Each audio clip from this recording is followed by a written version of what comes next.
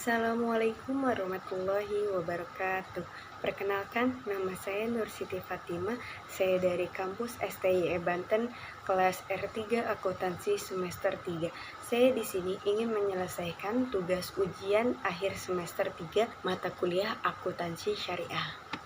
Selama mengikuti mata kuliah akuntansi syariah, saya mengetahui apa itu akuntansi syariah. Tapi sebelum mengetahui akuntansi syariah, kita harus lebih tahu terlebih dahulu apa itu akuntansi. Akuntansi adalah identifikasi transaksi yang diikuti oleh kegiatan pencatatan, penggolongan, serta pengikhtisaran sehingga menghasilkan laporan keuangan yang dapat digunakan untuk pengambilan keputusan. Sedangkan akuntansi syariah adalah proses akuntansi atas transaksi-transaksi yang sesuai dengan aturan yang sudah ditetapkan oleh Allah Subhanahu wa Ta'ala.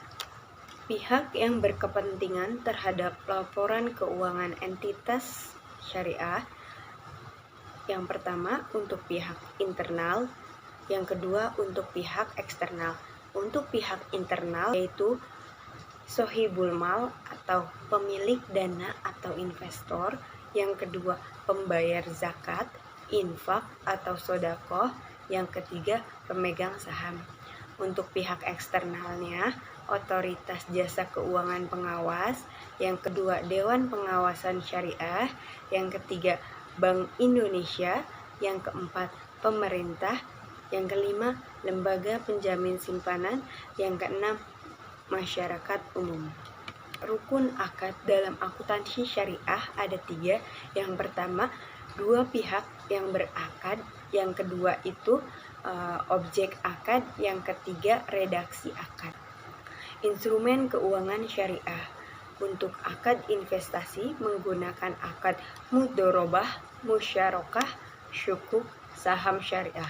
Untuk akad jual beli atau sewa menyewa itu menggunakan akad murobahah, salam, istisna, dan ijarah.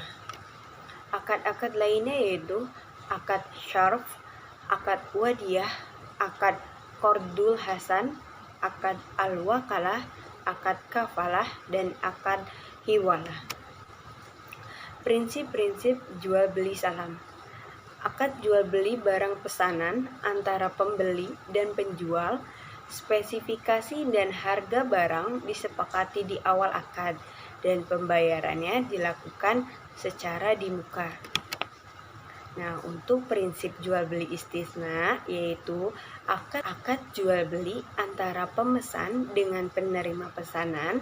Untuk spesifikasi dan harga barang pesanan disepakati di awal akad dengan pembayaran dilakukan sesuai dengan kesepakatan, bisa di muka, dicicil, dan di belakang.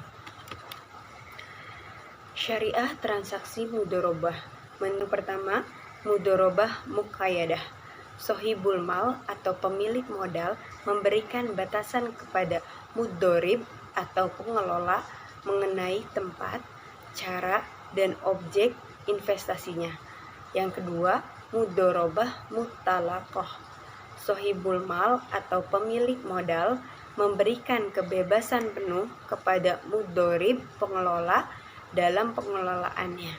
Yang ketiga, mudorobah musyarakah. Bentuk mudorobah di mana pengelola dana menyertakan modal dalam kerjasama investasi. Akad ini merupakan solusi sekiranya dalam perjalanan usaha pengelola dana memiliki modal yang dapat dikontribusikan dalam investasinya. Akad ijarah muntahiyah bitamlik merupakan transaksi sewa menyewa yang diperbolehkan oleh syariah. Akad ijarah merupakan akad yang memfasilitasi transaksi pemindahan hak guna atau suatu barang atau jasa dalam waktu tertentu melalui pembayaran sewa atau upah tanpa diikuti pemindahan kepemilikan barang.